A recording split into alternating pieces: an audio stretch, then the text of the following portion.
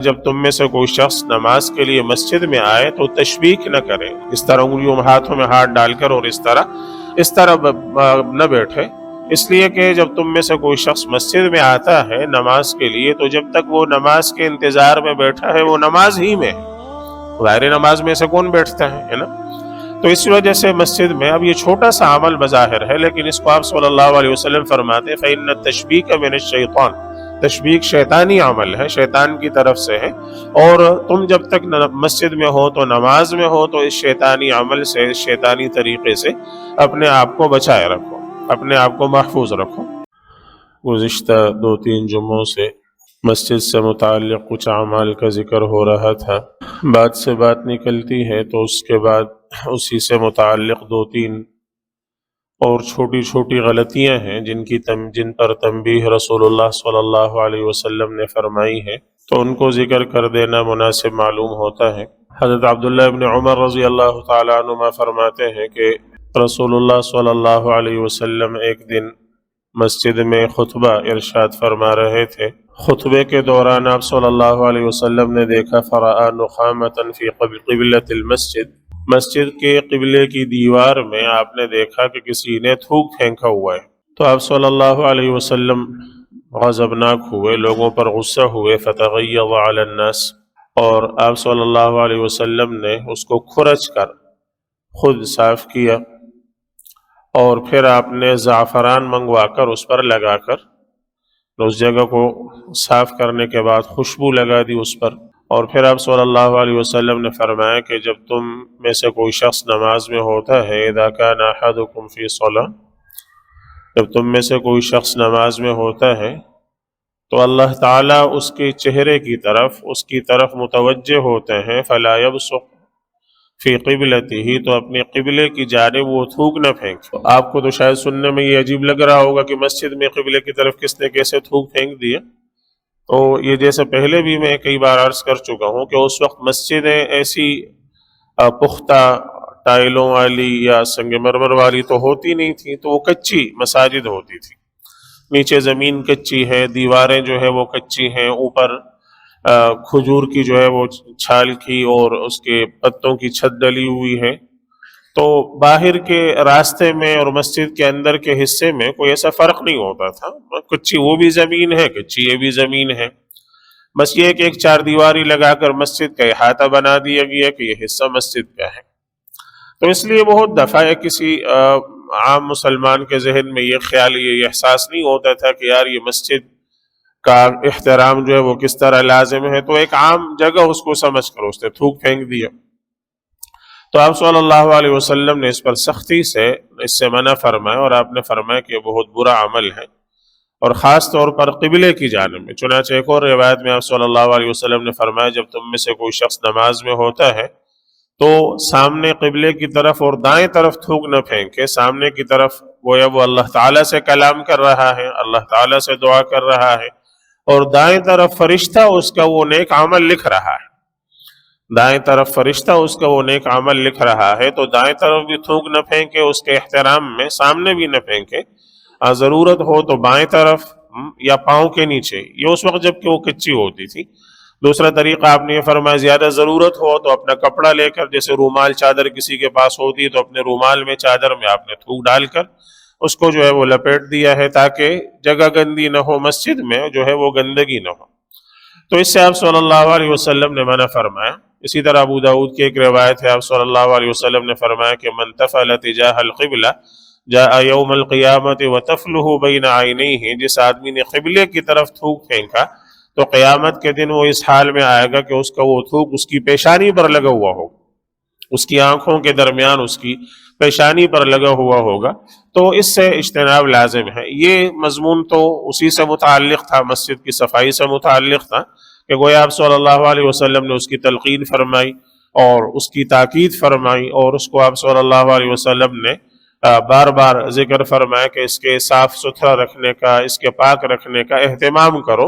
اور اس میں کسی طرح کی گندگی تم سے جو ہے واقع نہ ہو، ایسا نہ ہو کہ تمہارے ہاتھ سے وہ گندی ہو، تمہاری وجہ سے تمہارے ہاتھ سے وہ گندی ہو، تو اس سے اجتناب کرو۔ آپ صلی اللہ علیہ وسلم نے فرمایا ایک چھوٹا سا دوسرا عمل ہے جس میں بعض دفعہ بے احتیاطی کر لی جاتی ہے، صحیح مسلم کی ابو داود کی روایت ہے، رسول اللہ صلی اللہ علیہ وسلم فرماتے ہیں کہ من سمع رجلا ينشد ضالة في المسجد فليقل لا ردها الله عليك فإن المساجد لم تبن لهذا۔ تم میں سے کوئی شخص کسی کو دیکھے سنے کہ مسجد میں کسی گمشدہ چیز کا اعلان کر رہا ہے تو اس سے کہو لا ردها الله عليك فإن المساجد لم تبن لهذا، ایسا مت کرو، مسجد اس کے لیے نہیں بنی۔ یہاں بیچ میں جملہ لا ردها الله عليك کا آیا ہوا ہے، اس میں حضرات محدثین دو مطلب بیان کرتے ہیں کہ یہ جملہ بددعا کا بھی ہو سکتا ہے، یہ دعا کا بھی ہو سکتا ہے۔ لا ردہ اللہ علیہ کا مطلب یہ بھی ہو سکتے ہیں کہ اللہ کرے کہ تمہاری وہ چیز نہ ملے، اللہ کرے کہ تمہاری وہ چیز نہ ملے، فإن المساجد لم تبن لہذا، مسجد اس کے لیے نہیں بنائی گئی۔ گویا کہ اگر تم نے کسی کو سنا مسجد میں کسی گمشدہ چیز کا اعلان کرتے ہوئے تو اس کو روکو اور ساتھ میں کہو کہ اللہ کرے کہ نہ ملے، تمہیں مسجد ہی ملی اعلان کرنے کی۔ اور ایک مطلب بعض محدثین نے یہ بیان کیا کہ لا ردہ اللہ علیہ کا مطلب ہے کہ لا تفعل ھذا، ایسا مت کرو، ردہ اللہ علیہ، اللہ کرے کہ تمہاری چیز تمہیں واپس مل جائے، یعنی یہ دعائیہ کلمہ ہے کہ منع کرو اور منع کرنے کے ساتھ اس کو دعا دے دو کہ اللہ کرے کہ تمہاری چیز مل جائے، لیکن یہاں اعلان مت کرو، یہ اس کے لیے نہیں ہے۔ اسی مضمون کی دوسری حدیث جامع ترمذی میں حضرت ابو ہریرہ رضی اللہ تعالیٰ عنہ نقل فرماتے ہیں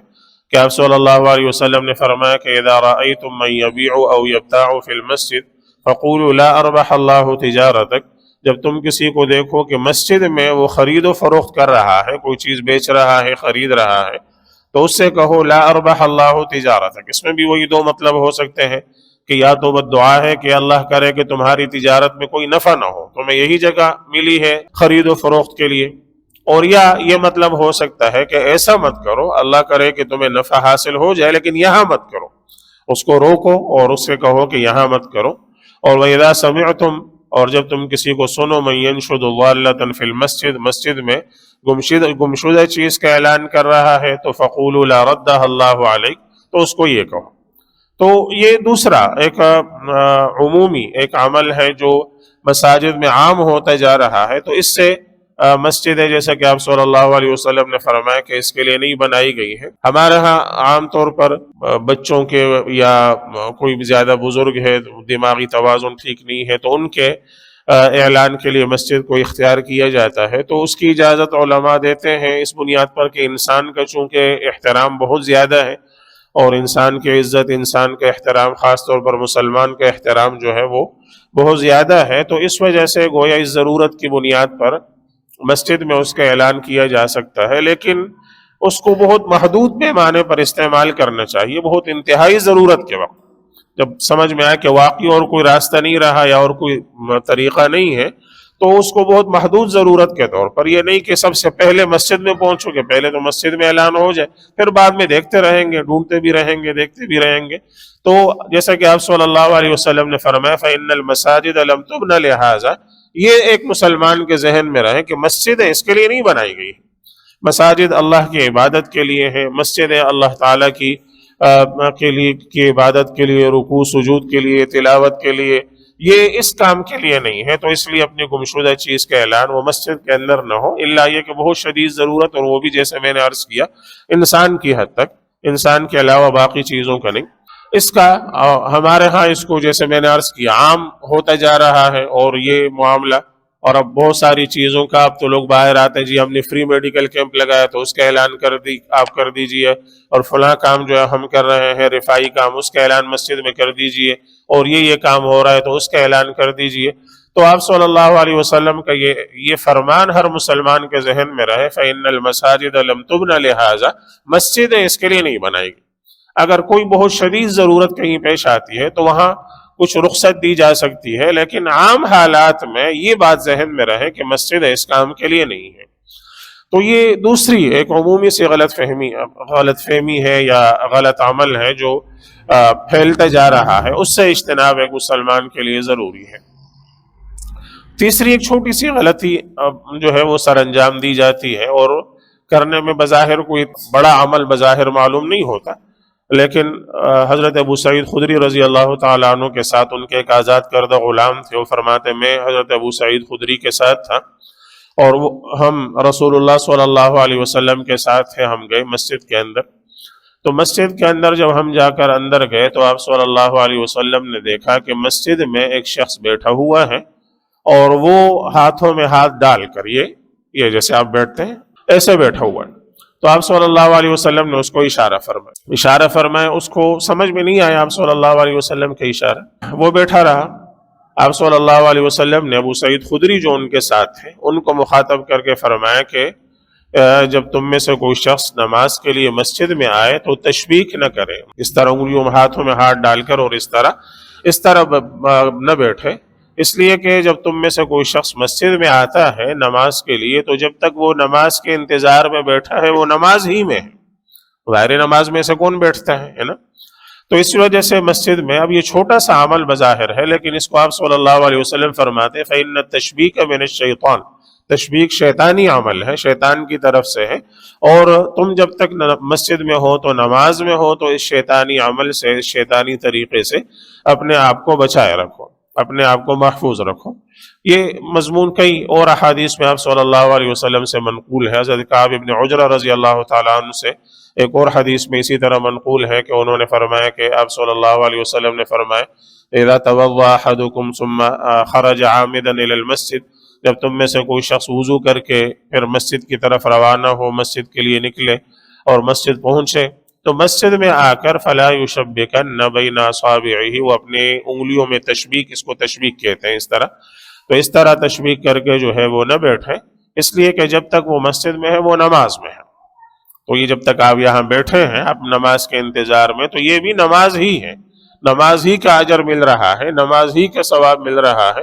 تو اس لیے جیسے نماز کے لیے احترام سے بیٹھتے ہیں، تو یہ کرنے میں کوئی ایسا نہیں ہے کہ کوئی بڑا عمل ہو یا اس سے بچنا مشکل ہو، لیکن جیسے میں نے عرض کیا پتہ نہیں ہوتا، لا علمی ہوتی ہے، تو اس لا علمی کی وجہ سے جو ہے وہ ایسا بعض دفعہ کر لیتے ہیں۔ تو اس لیے علم میں ہونا چاہیے کہ اس سے آپ صلی اللہ علیہ وسلم نے منع فرمایا کہ اس طرح مت بیٹھو، اور تم چونکہ جب مسجد میں بیٹھے ہو تو نماز میں بیٹھے ہو، تو اس لیے نماز کے لیے جیسے کہ احترام سے بیٹھتے ہو نماز کے دوران، تو ویسے ہی مسجد میں اس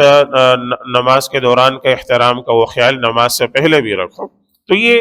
دو تین چھوٹی چھوٹی غلطیاں ہیں، اور ان سے بچنا مشکل بھی نہیں ہے، بچنا بھی بہت آسان ہے، لیکن لا علمی کی وجہ سے، بے خیالی کی وجہ سے یہ غلطیاں واقع ہو جاتی ہیں۔ تو ان سے اپنے آپ کو بچاتے ہوئے اور ان سے اپنے آپ کی اپنی حفاظت کرتے ہوئے ہم اپنے آپ کو، اپنے گناہوں سے اپنے آپ کو محفوظ رکھیں، اور آپ صلی اللہ علیہ وسلم کی ان تعلیمات پر عمل کریں۔ اللہ تعالی ہم سب کو ان پر عمل کرنے کی توفیق عطا فرمائے۔ وآخر دعوانا الحمد للہ رب العالمین۔ اذان ہوگی اس کے بعد سنت ادا۔